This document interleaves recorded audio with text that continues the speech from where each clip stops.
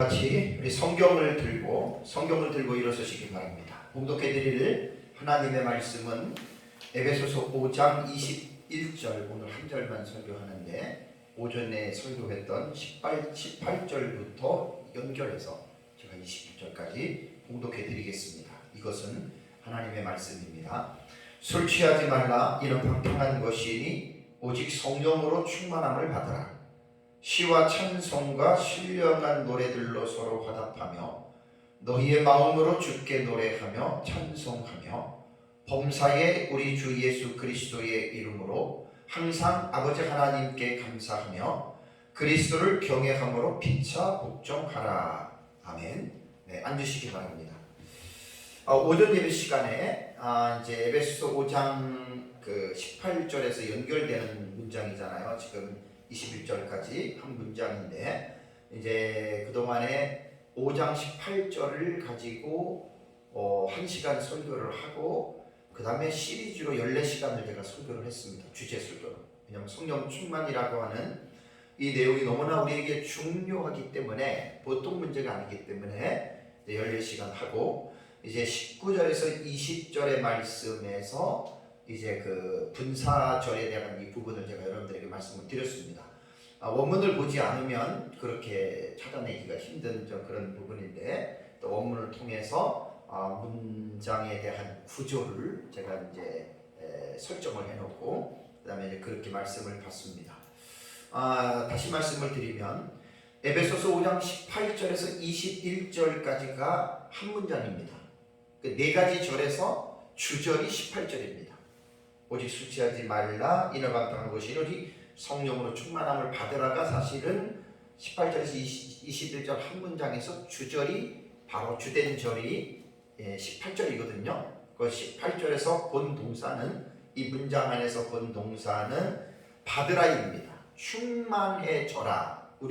우리말로는 받으라라고 했는데 충만해져라가 이것이 이제 본 동사입니다. 그 본 동사이고, 19절과 20절과 21절에 우리말 성경으로 보면 화답하며 노래하며 찬송하며 감사하며 복종하라가 우리말 성경으로 보면은 동사로 읽혀지는데, 이것은 동사가긴 하지만 동사가 아니고 헬라어 원문에는 분사라고 여러분들에게 말씀을 드렸죠. 그러니까 분사는 동사를 형용사를 시켜서 이제 말한 것이, 그것이 분사거든요. 그래서 문장에서 동사와 분사가 함께 나오면 동사가 이제 목적어 위치에 이제 들어가요. 이제 중요하게 들어가고, 그 다음에 이제 분사는 그 동사를 수식해주는 역할을 합니다. 그러니까 수식해주는 역할을 하기 때문에 이제 오전의 문장에서 18절에 너희는 성령으로 충만해져라라고 하는 이 동사에 19절에 보면은 시와 찬송과 신령한 노래들로 서로 화답하면서, 이제 분사로 읽으면은 화답하면서 성령으로 충만하게 되어라, 이렇게 읽어야 돼요. 그 다음에 이제 19비절에도 너희의 마음으로 주께 노래하면서 18절의 본동사가 성령으로 충만하게 되어라. 19절 시절에도 찬송하면서 성령으로 충만하게 되어라. 20절에도 범사의 우리 주 예수 그리스도의 이름으로 항상 아버지 하나님께 감사하면서 성령으로 충만하게 되어라. 요까지 오전에 제가 설교를 했습니다. 그러니까 오늘 이제 이 시간에 설교할 내용은 21절인데요. 그리스도를 경외함으로 피차 복종하라라고 우리말로 되어 있지만, 이것도 이제 분사 구문으로 읽으면 그리스도를 경외함으로 피차 복종하면서 성령으로 충만하게 되어라라고 이렇게 읽어야 됩니다. 그래서 이 5가지 분사절을 해석하는데 3가지의 방법이 있다 그랬죠. 3가지의 방법. 첫 번째가 수단으로 해석하는 방법이 있고, 두 번째가 결과로 해석하는 방법이 있고, 세 번째가 이제 의미상 동격입니다. 의미상으로는 동격이다, 이렇게 해석하는 방식이 있는데, 에베소서를 연구하는 주경신학자들의 주석이 보통 2개로 갈라져요. 수단으로 보느냐 아니면 결과로 보느냐. 수단으로 보는 것이 문법적으로 분사형으로 읽는 것이 가장 옳습니다. 화답하면서 성령으로 충만해져라. 노래하고 찬송하면서 성령으로 충만해져라. 이렇게 읽는 거고, 결과는 성령 충만하면 시와 찬미와 신령한 노래들로 화답할 수 있다. 화답하라. 이렇게 해석하는 게 결과론적인 해석이에요. 노래하며 찬송하며 감사하며 이 모든 것들이 이제 결과론적인 것은 성령이 충만하면 이제 이러한 것들이 된다라고 하는 말입니다. 오늘 본절에도 21절에도 5가지 분사절의 마지막 나오는 5번째 내용인데, 그리스도를 경외함으로 피차 복종하라라고 하는 이 내용은 에베소서 5장 21절은 다음 절 보세요. 다음 절을 보면 무슨 내용이 나옵니까? 22절에 아내들이여 자기 남편에게 복종하기를 주께 하듯 하라. 성경이 기록될 때 구약 성경이든 신약 성경이든 장과절이 없었습니다. 우리말은 지금 여기다가 동그라미도 쳐놓고 단락을 21절과 22절을 분리시켜 놨잖아요. 그죠? 원래 성경을 기록할 때에는 이런 구분법이 없었어요. 장과 절도 없었고 문단을 구분하는 동그라미로 이런 표시도 없이 그냥 쭉 연결해서 그냥 1장부터 6장까지를 그냥 쭉 연결해서 그냥 이 에베소서를 쓴 겁니다. 그래서 장과 절에 얽매이지 말고 문맥상으로 21절에 나오는 그리스도를 경외함으로 피차 복종하라가 18절 21절 한 문장에 속하느냐, 아니면 22절에 나오는 아내들이여 남편에게 복종하기를, 이런 말이 나오잖아요. 그죠? 25절에도 남편들아 나오잖아요. 그러면 이 21절을 20절과 이렇게 구분시키는 학자들이 있습니다. 예, 구분시켜서 21절을 새로운 단락으로, 그래서 22절에 포함을 시키는 이러한 이제 주경 신학자들이 있어요. 그러니까 이제 그렇게 보는 사람들이라면은 사실은 20절에서 문장이 끝나는 것으로 봅니다. 20절에서 끝나는 것으로 보고, 그 다음에 21절을 이제 한 앞에 있는 문단에서 분리를 시킵니다. 21절은 앞에 있는 문단에서 분리를 시켜서 복종하라라고 하는 휘포타소메노이라고 하는 이제 이 단어를 분사로 보지 않고 독립된 명령문으로 해석하는 경우가 있습니다. 그래서 이제 길성란 교수의 책을 제가 보면은 표준세 번역과 영어 성경의 NIV와 NRSV와 같이 이제 이 21절을 앞절들에서 분리해서 봅니다. 21절을 앞에 절들과 분리해서 보기 때문에 다시 21절을 보십시오. 에베소서 21절에 여러분은 그리스도를 드려하는 마음으로 서로 순종하십시오라고 이렇게 번역을 했습니다. 자, 22절에 보면은 아내들에게 교훈하는 새로운 단락으로 제가 이제 포함을 시켰다고 했습니다. 그러니까 21절의 복종과 그 다음에 22절의 복종이 이것을 밀접하게 연결시키는 거예요. 그래서 제가 5절에 말씀을 드린 대로 18절에서 21절까지는 한 문장으로 보는 것이 아니라 에베소서 5장 18절에서 20절까지를 한 문장으로 보고, 그 다음에 21절부터 마지막 절까지인 33절을 새로운 문장으로 이렇게 갈라서 구분시켜 놓는다 그 말이에요. 그래서 그것은 어떻게 보는지 상관은 없습니다. 그러니까 5장 18절에 나오는 그 내용으로 연결해서 보든가 아니면은 그것이 분리해서 보든가는 그것은 이제 보기에 나름이다라고 하는 그런 말입니다.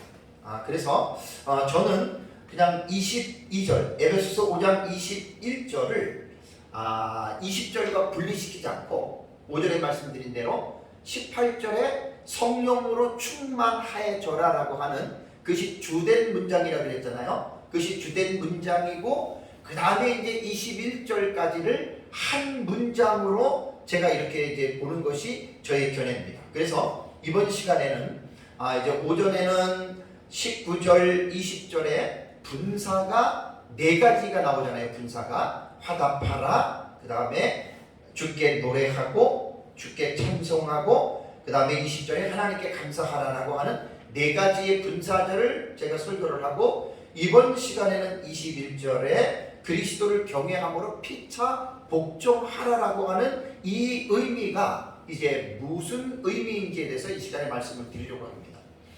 오전에 말씀드린 대로 성령으로 충만하게 되어라라고 하는 본동사를 뒤에 이제 분사가 5개가 나오는데 복종하며를 분사로 이것을 해석한다면, 수단으로 해석한다면 피차 서로가 복종하면서 성령으로 충만하게 되십시오, 이렇게 명령한 거예요.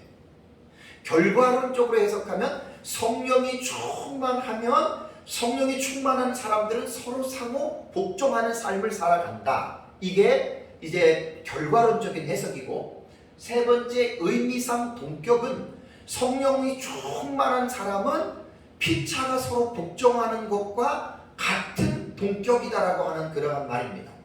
그래서 이것은 어떻게 본문을 보는지에 대해서는 사람마다 다르기 때문에 괜찮습니다. 그것은 자기가 원하는 대로 이제 수단으로 읽든지 아니면 그 결과로 읽든지 의미상 동격으로 읽든지, 그것은 여러분들이 이제 개인적으로 성경을 읽다가 그렇게 봐도 별 문제는 없습니다. 여기에 이제 21절에 분사가 복종하라라고 하는 분사잖아요. 이 복종하라가 휘포타소메이라고 하는 이 헬라어 단어입니다. 이 헬라어 단어는 휘포타소라고 하는 이 동사인데 현재 수동태입니다. 이게 복종하라 동사가 나오면 현재 수동태거든요. 현재라고 하는 말은 피차 복종하는데 어느 정도 하다가 멈추거나 기분 좋을 때 복종하고 기분이 안 좋으면 복종하지 않는 그런 게 아니라 현재이기 때문에 계속해서 늘 복종하라는 말입니다. 그리고 이 복종하라라고 하는 태가 수동태잖아요. 그러니까 내 자의로 복종을 하기보다는 하나님의 성령에 의해서 그것이 복종을 하라고 하는 말입니다. 그래서 수동태로 해석할 때에는 복종하다, 굴복하다입니다. 순종하다라고 하는 이제 이러한 말입니다. 그렇다면 복종하다라고 하는 헬라어의 히포타소의 이 고전 헬라어 용법은 뭐뭐에 의하여 혹은 뭐뭐 아래의 뜻을 가진 휘포와 순서 있게 정렬하고 배열하다라고 하는 뜻을 가진 타소에서 유래가 된 말이에요. 그러니까 우리가 성경을 읽을 때 제가 왜 원어 이야기를 하냐면, 글을 읽을 때, 문장을 읽을 때는 단어의 의미가 무엇인지를 알아야 문장을 이해하는 거예요. 우리말로 된 글도 어려운 단어인데 단어의 뜻도 모르고 읽어가니까 도대체 이 말이 무엇을 말하는지를 모르는 거예요. 특히 동사를 이야기할 때는 움직임을 표현한 품사인데 어떻게 움직여야 될 것을 헬라어 동사에는 정확하게 6가지로 시상태, 법, 성수격으로 이렇게 말을 했잖아요. 그래서 우리가 우리말 성경으로 볼 때에는 그러한 미시문법이 안 나타나는 거예요. 내가 늘 말씀드리지만 그렇게 되는 겁니다. 그래서 여기에서 복종하다라고 하는 헬라어 휘포타소의 문자적인 의미는 뭐뭐 아래에서 배열하는 거예요. 정렬하는 거예요. 그러니까 지휘관의 명령에 따라서 정렬하는 군인들을 연상을 시키는데 이것이 수동태이기 때문에 뭐뭐 아래에 놓이게 된다라고 하는 말입니다. 그렇다면 이 단어의 의미를 우리가 생각을 했으면 진짜 이 말이 우리에게 주시는 의미가 뭔가, 그것은 그리스도인들은 피차 서로에게 뭐 하라는 거예요? 복종하라는 거예요. 옆에 있는 사람이나 목회자나 성도나 서로가 복종하는 삶을 살으라는 말입니다. 성령이 충만한 사람은 복종하는 사람이에요. 그런데 여기에서 이제 오해를 하면 안 되는 게, 복종이라고 하는 우리말 사전의 의미가 뭐냐면 남의 명령이나 의사에 그대로 따르는 거예요. 이리 와 그러면 이리 오고, 저리 가 그러면 저리 가고, 앉아 그러면 앉고 우리말의 의미는 그런데 근데 여기서 오해를 하시면 안 됩니다. 왜냐하면 무조건 상대방의 말에 복종하라는 말이 아니에요. 그런 뜻이 아니라고요. 이 명령 앞에 있는 꾸며주는 말이 뭐지요? 21절에 그리스도를 경외함으로 복종하라는 거예요. 무조건 복종하라는 말이 아니에요. 여기 경외라고 하는 말이 헬라어 단어가 포보스라고 하는 단어거든요. 포보스라고 하는 이 단어인데 포보스라고 하는 이 단어는 다시 쓸게요. 포보스라고 하는 이 단어는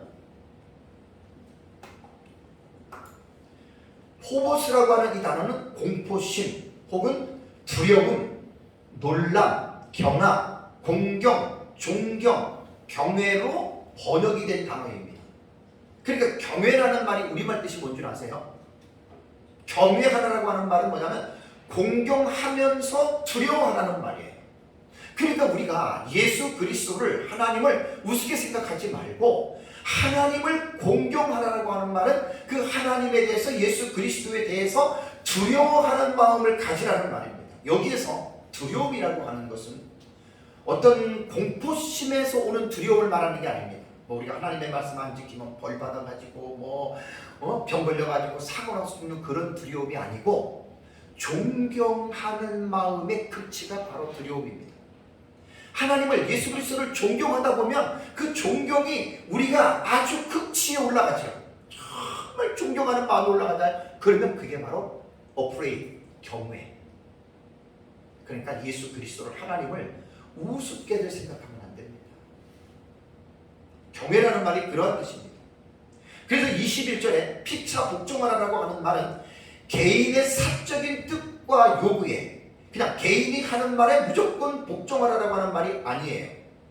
이걸 오해하면 큰일 나는 거예요. 야, 너 나한테 100만 원 줘. 알았습니다. 복종하라. 그런 뜻은 아니에요. 그러니까 여기서 우리가 뭘 깨달아야 되냐면 상대방이 누구이든지 간에 상대방이 나에게 요구하는 그 요구가 하나님의 뜻이냐 하나님의 말씀이냐를 먼저 분별하셔야 됩니다. 그래서 옆에 있는 사람이 누구든지 간에 그 사람이 나한테 무엇을 요구했을 때 그 요구가 개인의 어떤 충족을 채우기 위해서나 개인의 어떤 생각과 뜻을 가지고 나에게 요구하는 것이 아니라 그 요구의 내용이 하나님의 진리의 말씀이라면 그것이 하나님의 뜻이라면 그 복종해야 됩니다. 여기 피차라고 하는 말은 알렐론이라고 하는 단어인데 서로라고 하는 뜻입니다. 상고 간의 이런 뜻이에요. 신약 성경에 이 알렐론은 100번 나옵니다. 100번을 사용을 했는데 각각 혹은 서로 그 다음에 피차 뭐 이런 식으로 이 단어가 번역이 됐거든요. 그래서 그리스도의 몸인 교회 공동체에는 잘 들으셔야 됩니다. 이제 피차가 복종해야 돼요.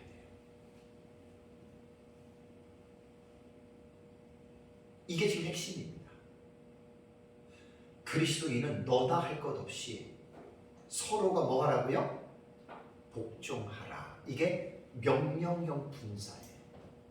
명령이라고 하는 의미는 제가 늘 말씀을 드렸지만 하고 싶으면 하고 하기 싫으면 안 하는 그러한 취사선택의 문제가 아니에요. 명령이라고 하는 것은 누구든지 다 그 뜻을 받아들여야 되고 하기 싫어도 해야 됩니다. 하기 싫어도 해야 됩니다. 그러니까 피차 너희들이 복종하라고 하는 이 말을 조금 더 이제 깊이 들어가면 여러분들에게 말씀을 드리면 교회 안에는 어떤 특별한 계층의 사람들에게만 복종을 요구하는 경우들이 있습니다. 특별한 계층이 누굽니까? 교회 안에? 목회자입니다. 한국 교회 안에 특히 목사에 대한 절대적인 권위를 부여해서 성도들은 목사에게 절대적으로 복종하라고 가르쳐 왔습니다. 여기서 약간 좀 생각해 볼게. 제가 예배소서는 길성남 교수님의 예배소서 주행책을 제가 텍스트로 삼아서 지금 설교를 하고 있는데 길성남 교수님 책에 있는 내용을 간추려서 말씀을 드릴게요. 자, 한국교회 안에는 지도자들에 대한 절대적인 권위를 내세워서 서로 복종하라고 가르치는 게 아니라 성도들만 목사에게 복종하라예요. 안타까운 말입니다. 왜 그렇다면 목회자는 성도에게 복종하면 안 됩니까? 어떻게 생각하십니까? 좀 이상한 이야기입니까?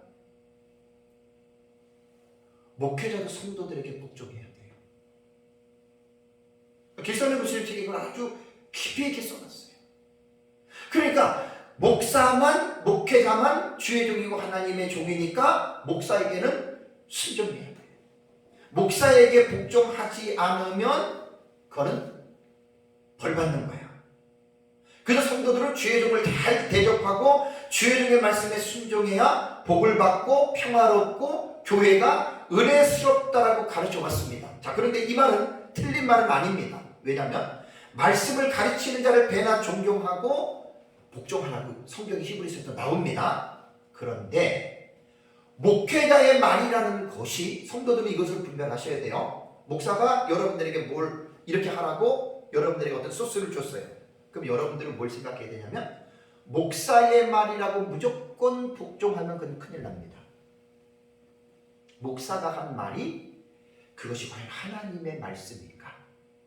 그것이 하나님의 뜻인가를 분별하지 못하면 이단과 사이비에 빠져가지고 온갖 못된 짓에 빠져버리는 그런 사람들과 별다른 바가 없습니다.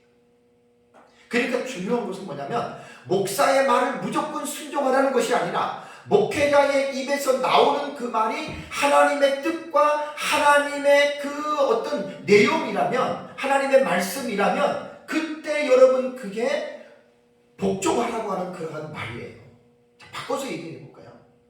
성도들이 목사님 우리 이렇게 좀 했으면 좋겠어요. 목사님 이거 이렇게 하셔야 돼요. 말할 수 있어요? 없어요? 있어요. 그 제가 조금 전에 말씀드렸잖아요. 길성래 교수님 책에 한국교회 안에 목회자들에 대한 특별한 어떤 그 지위를 딱 맞춰놓고 성도들은 무조건 목사에게 복종해. 이게 틀렸다는 말이에요. 자, 그럼 다시 에베소서 5장 21절 다시 보세요. 뭔 말입니까? 그리스도를 경외함으로 어떻게 하라고 했습니까? 피차 복종하라잖아요. 서로 알렐론, 서로 상호간에 복종하라는 말이에요. 그러니까 이 설교의 마지막 부분에서 사실은 성도들이 듣기보다는 목회자들이 이 말씀을 들어야 돼요. 한국교회 목회자들이. 맨날 성도들에게 복종만 강요하고 내 말 순종해라라고 하면서 그게 하나님의 말씀도 아닌 지 욕심이고 잘못된 그런 것들을 성도들에게 복종하라고 강요할 때 성도가 그거 복종하면 바보가 됩니다. 그렇게 하면 안 됩니다. 분별을 해서 목사가 신이 아니잖아요. 목사도 성도들과 똑같은 사람입니다. 똑같은 성도입니다. 직분상 목사이기 때문에 하나님의 말씀을 가르치고 연구하고 하는 이 일에 있어서 목사의 입을 통해서 하나님의 말씀이 나올 때 그게 이게 하나님 뜻이다. 그걸 복종하셔야 돼요. 반대로 성도들이 목사에게 복종을 요구할 수 있습니다. 자, 목사가 잘못된 길로 가요. 목사님 그러시면 안 됩니다. 그렇게 하면 큰일 납니다. 그 성도의 말을 목사가 어떻게 해요? 들어야지요. 거기서 어디 성도가 건방지게 목사한테 떼들고 그러면 그 목사는 잘못된 목사입니다. 큰일 날 목사입니다.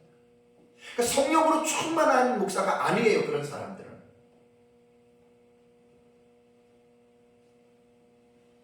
지도자라고 해서 성도들 위해 군림하는 자세를 가지고 내 말만 들으라고 복종을 강조한다면 그건 올바른 목회자가 아니에요. 그래서 오늘 에베소 5장 21절에는 피차입니다. 피차. 서로 목회자들, 성도들 이렇게 구분하지 말고 목사의 입에서 나오는 말이나 성도들이 목회자에게 요구하는 그 말이 그게 하나님의 뜻이라면 그게 하나님의 말씀이라면 어떻게 해요? 피차 복종하라. 이게 그 말입니다. 이게 성령 충만하고 연관이 되는 거예요. 그러니까 에베소서 5장 18절에 술 취하지 말라 이는 방탕한 것이니 오직 성령으로 충만하게 되어져라. 이게 18절 주절이고 19절, 20절, 21절 세 절은 분사절이기 때문에 성령으로 충만하게 되어지는 그것을 수식해 주는 거란 말이에요. 피차 서로 복종하면서 성령으로 충만해지라고 하는 말입니다.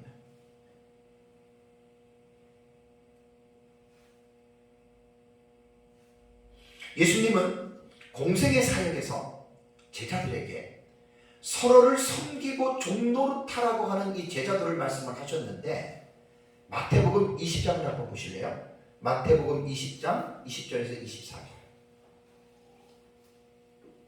예수님의 교훈 되게 중요합니다.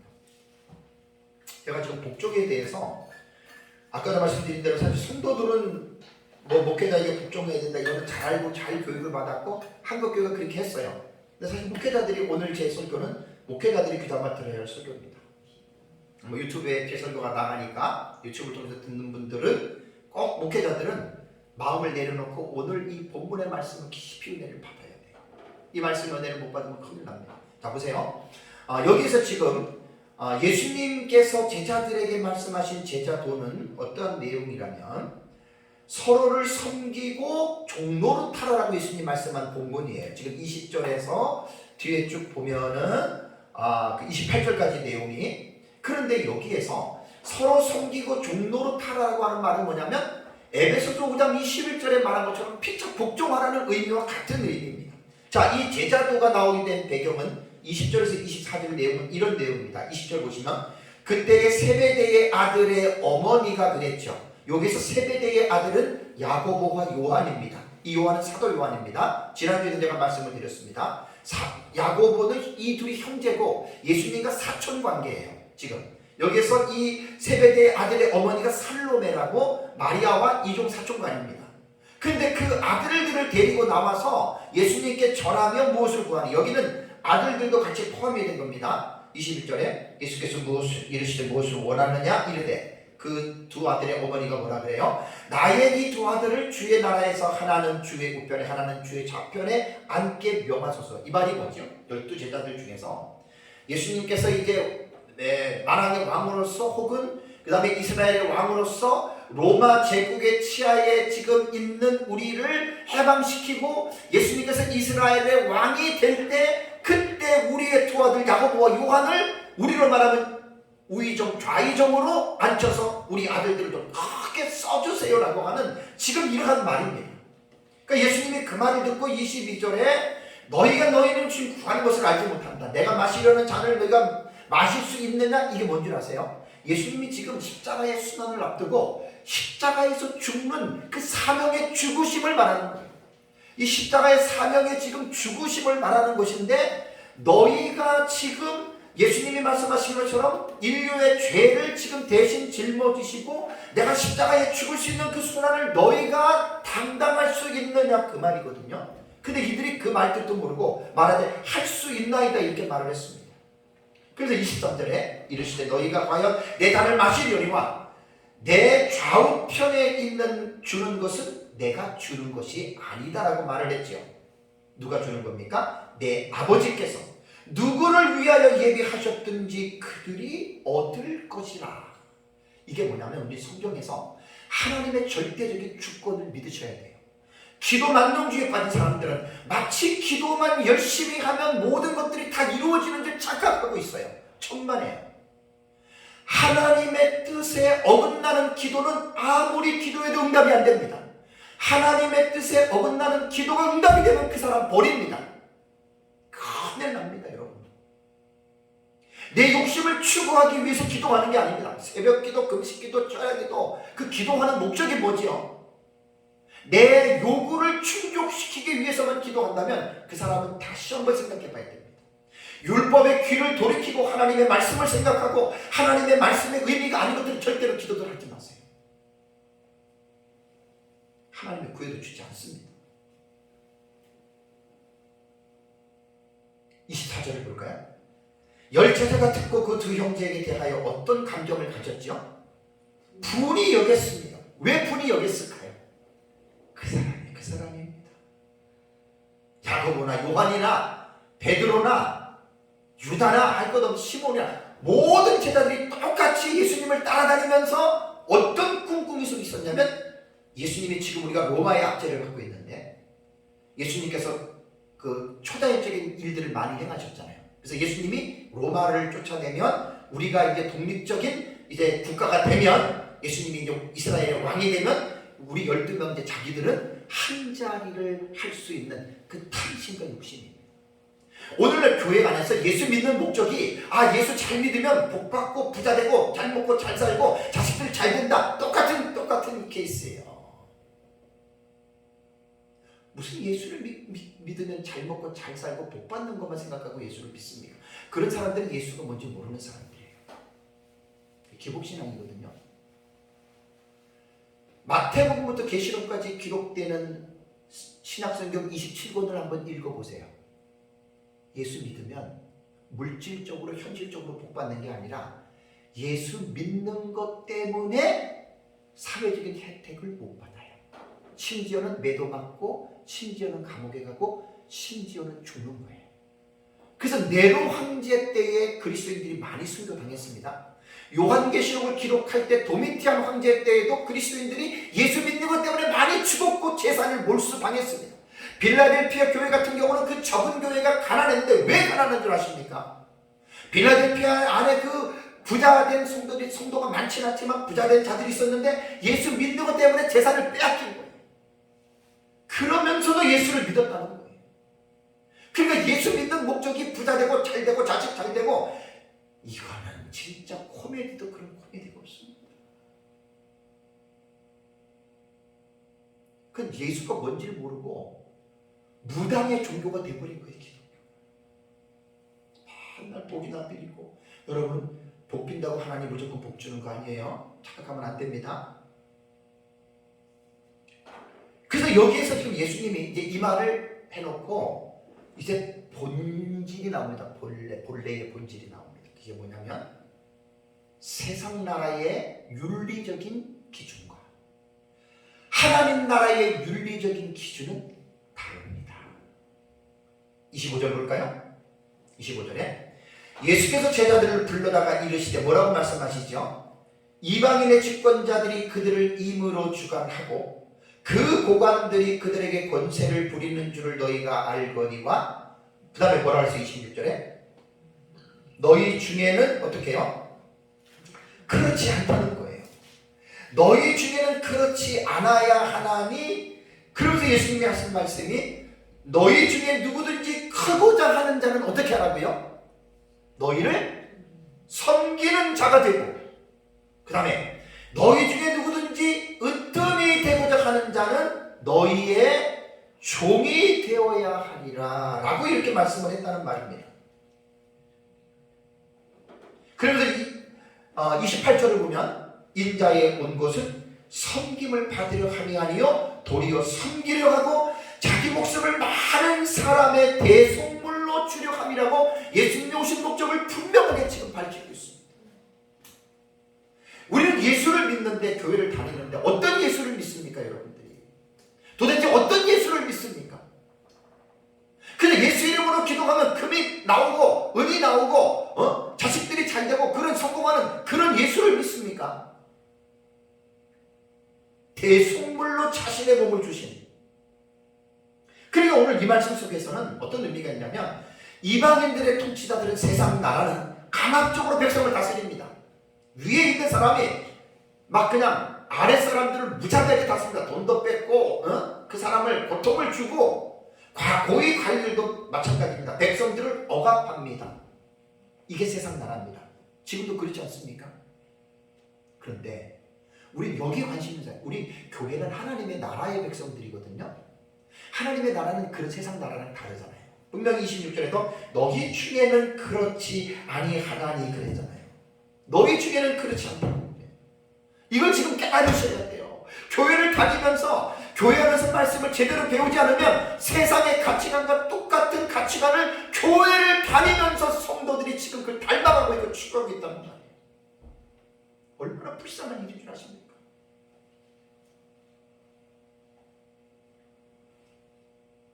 너희들은 그렇게 하면 안 된다는 거예요. 세상에서 이방의 통치자들과 고관들은 그렇게 하는데 너희들은 그렇지 않는데, 그렇다면 하나님의 나라의 윤리적인 지침은 뭔가? 서로 섬긴다 라는 말이죠. 서로 섬기는 자들이라고 예수님 말씀을 했습니다. 어디 보냐면 26절을 보세요. 누구든지 크고자 하는 자는 너희를 어떻게 해요? 섬기는 자가 되라. 섬긴다라고 하는 말이 뭐냐면요, 디아코노스라고 하는 단어입니다. 디아코노스. 이 디아코노스라고 하는 이 단어가 뭐냐면 섬긴다라고 하는 단어인데, 이 명사 디아코노스는 주인의 명령을 수행하는 사람을 말합니다. 그러니까 식사 시간에 앉아있는 사람이 아니고 앉아있는 사람들에게 서비스하는 것이 이게 바로 디아코노스입니다. 신약 성경의 용례를 봐도 똑같습니다. 밥 먹을 때 앉아있는 자가 아니라 음식을 갖다 주는 자, 이게 섬기는 디아코노스라는 뜻이에요. 그래서 예수님의 제자들을 그리스도의 종, 그리스도 디아코노스라고 얘기합니다. 그리스도의 종이다. 교회의 직분자 여러분, 집사 있죠? 집사가 이 단어의 단어 디아코노스. 원래 디아코노스라고 하는 단어는 이런 뜻도 있습니다. 디아라고 하는 말은 통하여라고 하는 말이고, 코노스라고 하는 말은 먼지예요. 먼지 속을 왔다 갔다 하는 게 그게 집사예요. 우리나라 한문은 일사자에다가 잡을 집자잖아요. 일을 잡고 일하는 사람이 교회의 집사입니다. 제대로들 좀 알고 예수를 믿어야 돼요.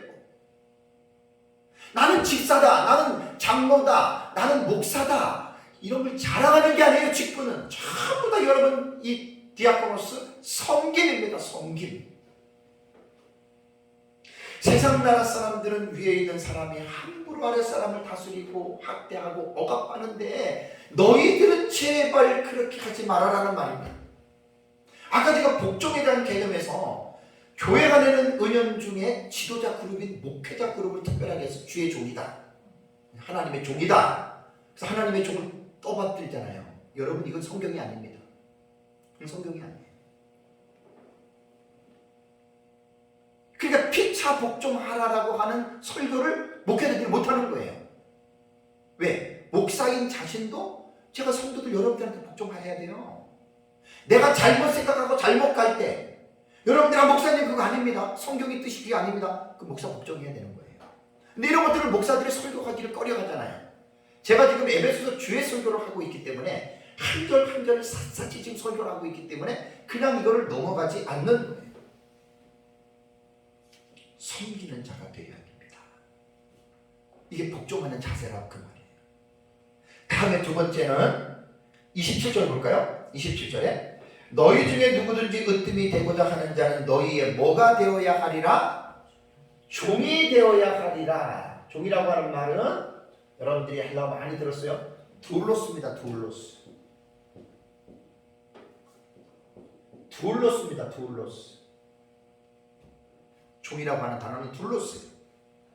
그러니까 이 고전 헬라어 문헌에서 사용된 이 둘로스의 용례를 보면은요, 데오라고 하는 묵다와 혹은 델로라고 하는 이 단어에서 유래가 됐는데요, 어떤 그 올가미에 거는 거예요. 혹은 생포하는 거예요.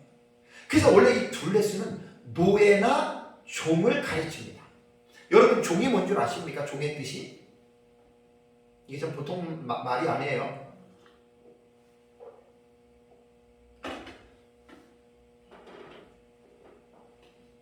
종은요, 자기 자신의 자유를 포기한 사람입니다. 그리고 주인의 뜻에 자기의 뜻을 복종하는 자가 종입니다. 다시 말씀드릴까요? 둘로스라고 하는 종은 자기 자신의 자유를 포기한 거예요. 나는 없다, 나는 할 수 없다, 내 것은 없다. 그러면 오직 누구? 나를 사고 나를 지배하는 주인의 것이다. 그래서 주인이 말을 하면 어떻게 해요? 죽을 때까지 복종하는 게, 이게 여러분 둘로스의 개념의 중입니다.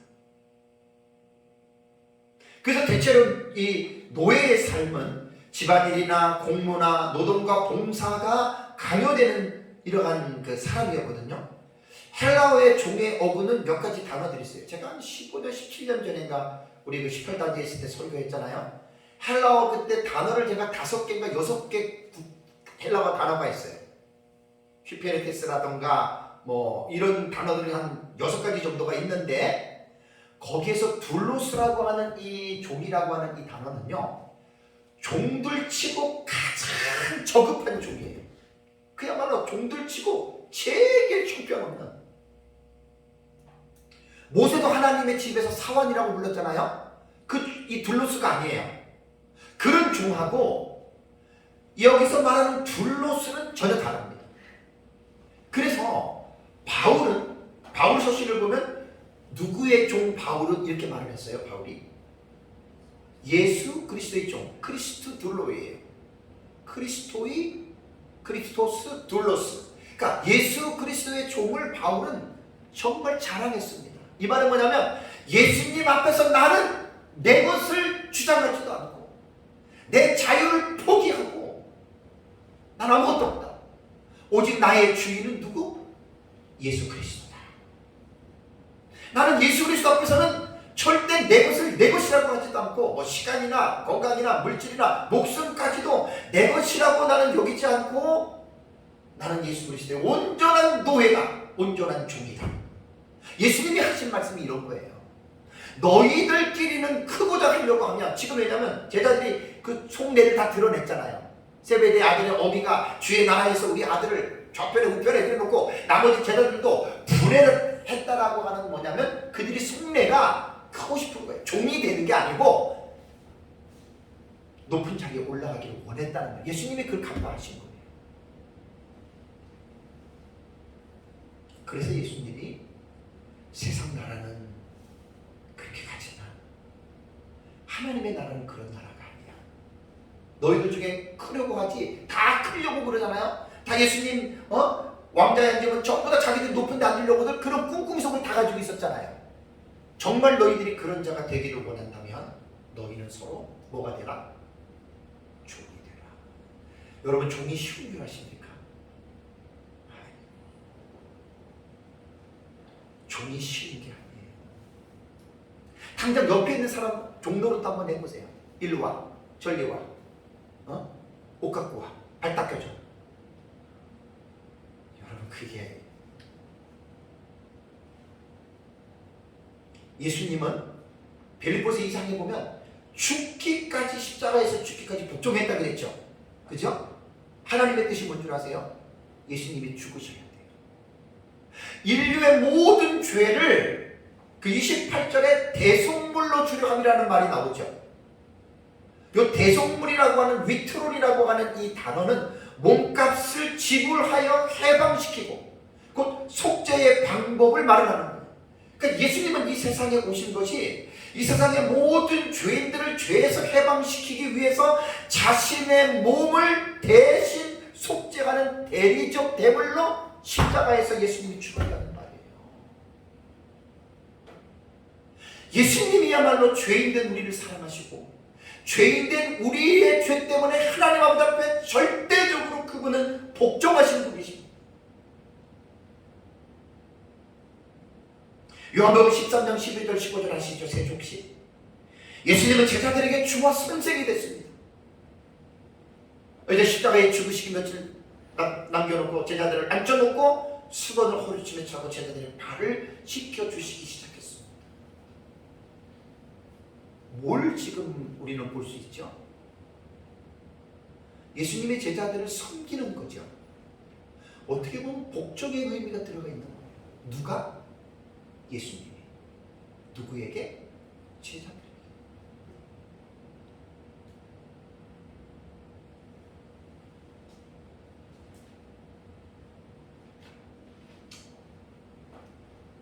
예수님께서 요한복음에 뭐라고 얘기했냐면 내가 주와 또는 선생이 되어 너희 발을 씻겼으니 너희도 서로 발을 씻어주는 것이 옳으니라. 가끔 이제 텔레비 같은 데 보면은 어떤 회사 같은 데서도 세족식을 흉내내요. 세족식. 그 세족식이 발 씻겨주는 거잖아요. 근데 그냥 발만 씻겨주는 게 아니고 발을 씻겨주는 그 마음이 있죠. 정상적으로 볼 때는 나보다 당신이 낫습니다.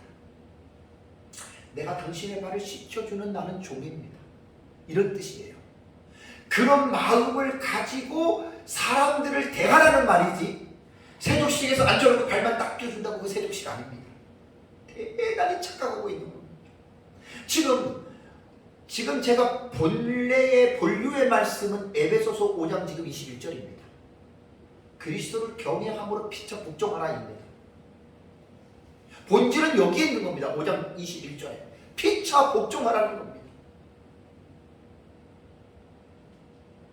그런데 오늘날 교회 안에서 여전도회든 남전도회든 당회든 간에 목사와 성도들 간에 복종하는 것을 되게 싫어하죠. 그럼 뭐만 하려고 그래요? 지배만 하려고 그러잖아요. 명령만 하려고 그러잖아요. 그러면 그 가치관은 어느 나라의 풍속입니까? 그게 세상 나라잖아요. 세상 사람들이 그렇게 하잖아요. 통치자들과 고관들이 명령하고 다스리고 지배하고 억압하고 자기 마음대로 하잖아요.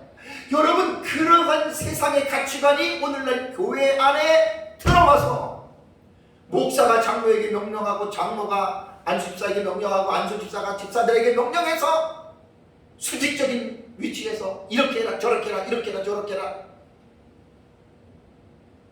이건 교회의 참된 모습이 아니에요. 기가 막힌 모습입니다.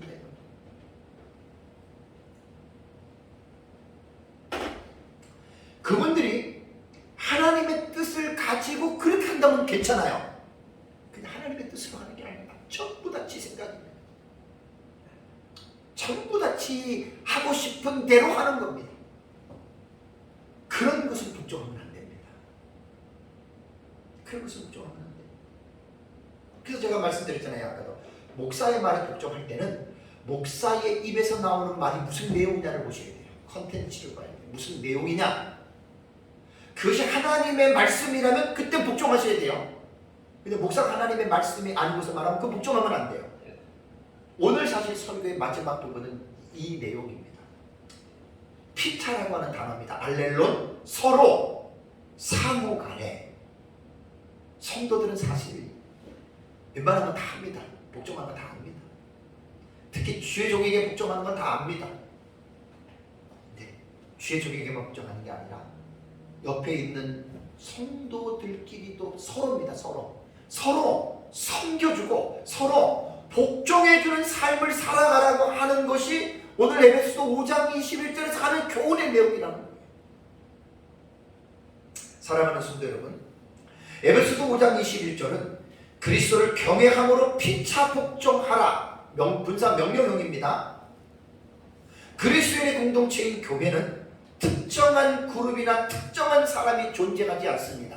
만약에 목사가 교회 안에 특정한 사람으로 1인당의 자리에 앉았다면 그 목사는 이당과 사이비와 별다를 바가 없습니다. 신천지의 이만이나 그 다음에 김기동이나 이재록이나 할 것 없는 그 이당과 사이비와 별다를 바가 없습니다. 목사도 똑같은 성도입니다. 직분만 목사일 뿐이지 성도와의 수평적인 관계를 이루어야 됩니다.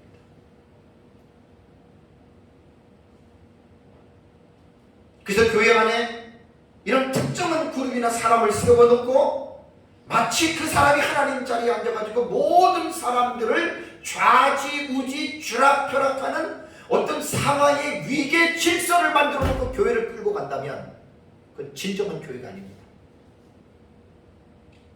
세상 나라의 그 더러운 가치관을 가지고 허울 좋은 교회라고만 할 뿐이지 진정한 교회가 아닙니다. 저는 오늘 말씀을 마지막 결론을 지으면서 사실 오늘의 이 말은 여러분들에게 하는 말이 아니고 제게 하는 말입니다. 저에게 하는 말. 여러분들은 죄에 대해서 잘 복종하잖아요. 뭐 말하면 목사가 말하면 잘 복종하잖아요. 그렇다고 제가 내 개인의 사적인 이익을 감추기 위해서 제가 말하는 게 아니잖아요. 정말로 이 말을 들어야 할 사람은 저입니다. 오늘 이 자리에서 목사가 성도들의 말을 복종할 수 있는가?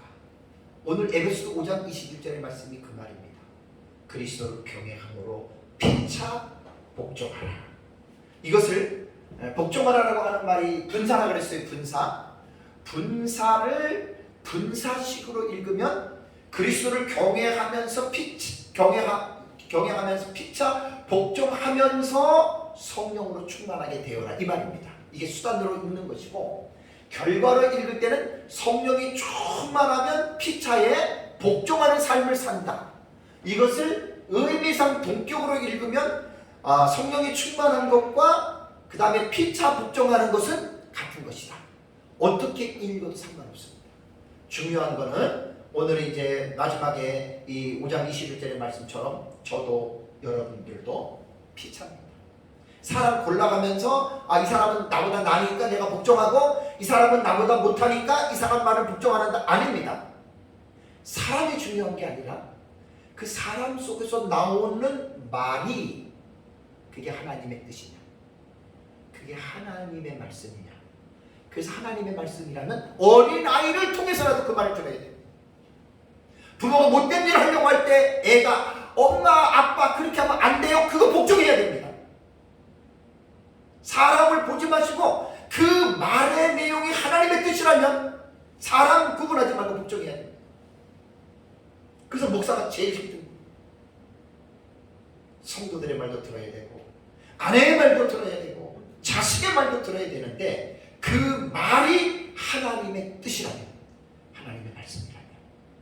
그래서 이거는 마지막 결론으로는 우리 힘으로 되겠습니까? 안 되겠습니까? 안 됩니다. 제가 성령의 9가지 열매를 성령 충만 시리즈에서 쭉 마지막에 이제 지난주까지 설교를 했는데, 우리 힘으로 이게 될 것 같으면 얼마나 좋겠어요. 다시 말씀드리면 성령의 9가지 열매가 사랑이랑 화평, 오래 참음, 자비, 양성, 충성, 온유, 절제 나오잖아요. 이것이 우리가 노력하고 어떤 우리 안에 어떤 능력으로 우리가 성령의 9가지 열매를 맺을 수 있다면 왜 갈라디아서 5장 22절에는 성령의 열매라고 말을 했겠습니까? 아닙니다. 우리에게는 성령의 9가지의 열매를 맺을 수 있는 힘이 없어요. 우리 다 부족하고 연약한 자들이에요. 그래서 성령으로 충만하게 되라. 플레루스세.